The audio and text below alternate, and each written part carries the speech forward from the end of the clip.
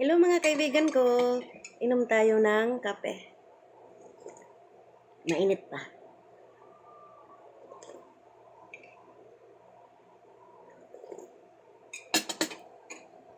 Kanin. Pagluto ko kanina, sisig. Sisig, hindi ko hinali ang itlog. Kasi, para makita ko yung itlog na buo. Yan. Pero sa mga paninda yan, ay ano tayo, yung ihalo yung itlog. Yan. Tinapay natin. Hinanda ko yun, baka ang anak ko hindi kakain ng kanin. Kain na tayo, mga kaibigan ko.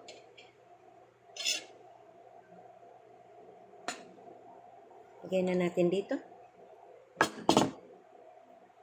Ayan.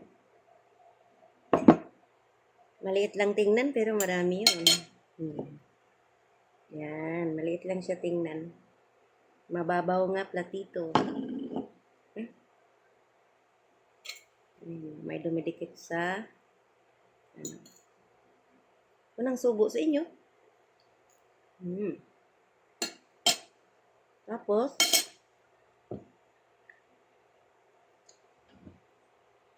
sisig. Ayan.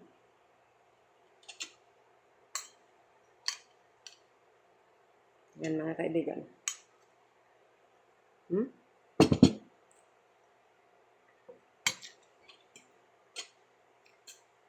At pigaan natin ng kalamansi. Dito na tayo magpiga.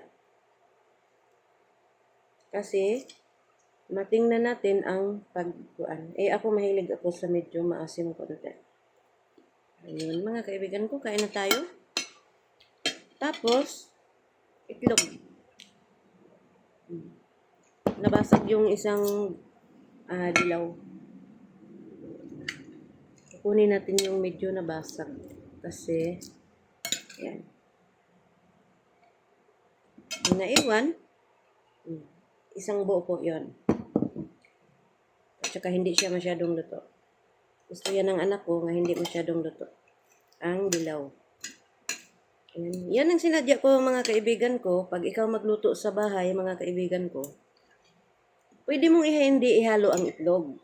Kasi, para makain mo ang itlog na buo. Pero pwede naman ihalo mga kaibigan ko. Sa susunod ihalo ko para makita ninyo ang finished product. Kain na tayo. Ayan. Itlog. Di masarap pag buong kain. Tapos, sisig.